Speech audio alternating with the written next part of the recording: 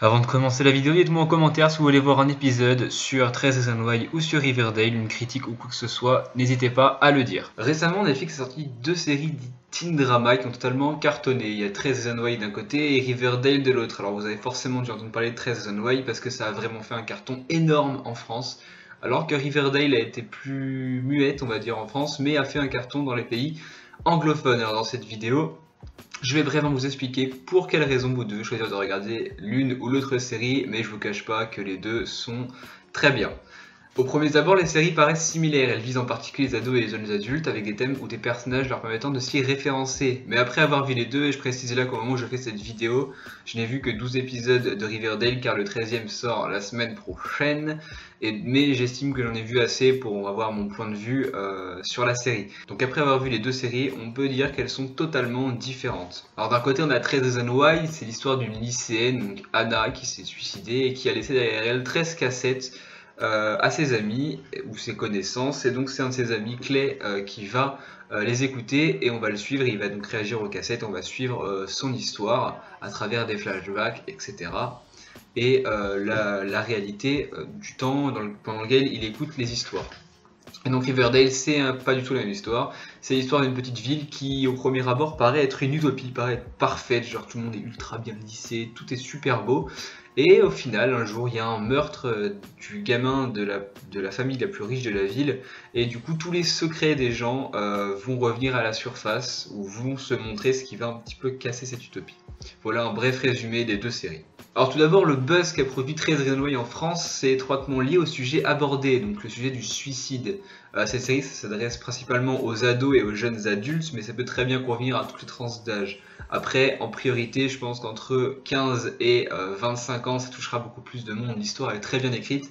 La réalisation est juste super bien faite. En fait, vous avez des espèces de transitions entre le flashback et la réalité actuelle qui sont super bien faites, et la colorisation entre les deux aussi. C'est-à-dire que d'un côté, vous allez avoir le passé qui va être colorisé un petit peu orange, un petit peu sépia, qui va nous rappeler un peu les photos du passé, longtemps, une période qui est derrière nous.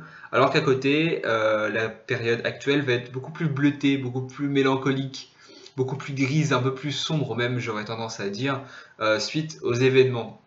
Donc si vous aimez bien les réalisations bien faites et au niveau des plans, c'est à peu près basique, mais si vous aimez bien la colorisation, comment c'est pensé, comment les transitions sont faites, foncez, regardez la série juste pour ça. Après, ça s'arrête pas là. Elle n'est pas si positive que ça à mes yeux, et là je tiens à dire que c'est mon avis personnel.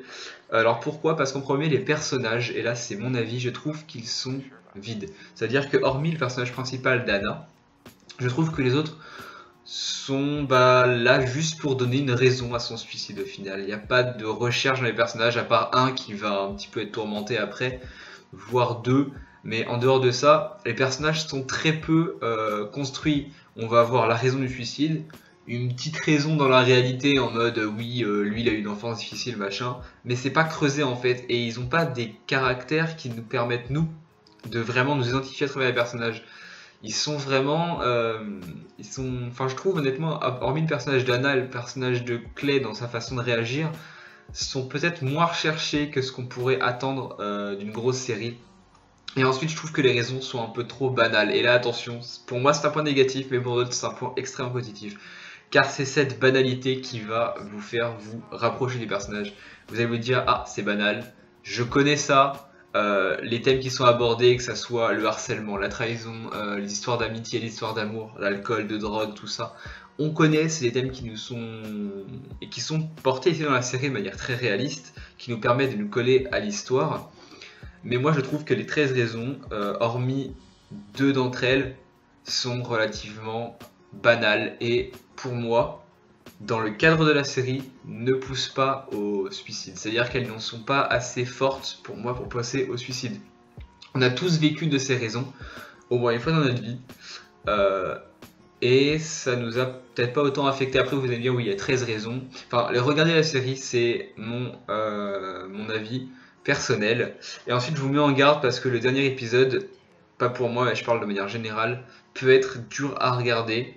Alors soyez conscient que ça peut un peu vous chambouler, vous allez être un peu, vous n'allez pas forcément ressortir indemne de la série, Et je vous préviens juste par rapport à ça. Alors maintenant on va changer un peu de sujet, on va parler de Riverdale, qui d'un point de vue perso, alors moi c'est mon coup de cœur de l'année sur Netflix. Honnêtement, je kiffe beaucoup trop cette série. Beaucoup vous diront que 13 Reasons Why est au-dessus, parce que ils sont ados, ils vont être touchés par la proximité avec la série. Mais moi, je vais vous dire pourquoi est-ce que Riverdale, pour moi, est un véritable succès et pourquoi on doit le regarder. Alors au premier abord, c'est des thèmes récurrents, hein, le meurtre dans une ville tranquille, l'évolution des protagonistes, on a déjà vu ça dans plein de séries, il n'y a que ça, mais là l'intelligence du réalisateur se fait sentir parce que au premier épisode, on voit tout qui est parfait. On distingue une espèce d'utopie.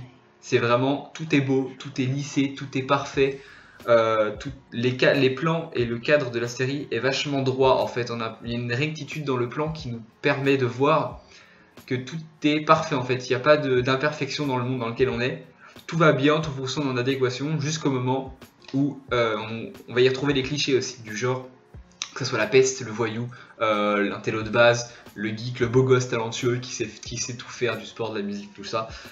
Jusqu'au moment où il y a le meurtre, et là c'est juste trop bien fait parce qu'on va se rendre compte qu'en fait tous ces personnages ne sont pas ce qu'on pense qu'ils sont.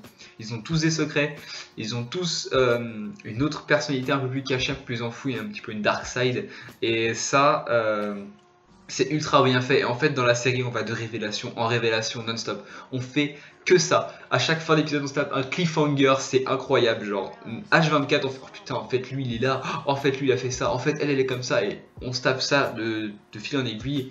On arrive à vraiment avoir un truc construit et bien pensé. Deuxième gros point positif et de grosses différences avec 13 Noix ici, c'est les personnages comme j'ai dit avant.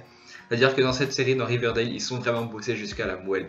Au début, on peut se dire, c'est un cliché, c'est pas bossé, ils ont repris les clichés du genre. Et au final, quand on se rend compte que la peste, que tout le monde en vit, on peut s'attendre à ce qu'elle ait une enfance difficile, alors qu'en fait, pas du tout, c'est vraiment... La peste, elle contrôle vraiment tout, elle est ultra changeante, elle est bipolaire. C'est-à-dire qu'elle peut être peste, mais elle peut être ultra adorable derrière. Le beau gosse, en fait, au final, il n'est pas si beau gosse que ça. Quand on se rend compte de qu'est-ce qu'il a fait dans le passé, etc. Pourquoi est-ce qu'il est comme ça maintenant, le voyou, on se rend compte de pourquoi c'est un voyou, est-ce qu'il l'a vraiment choisi, est-ce qu'au final ce serait pas quelqu'un qui est différent des autres.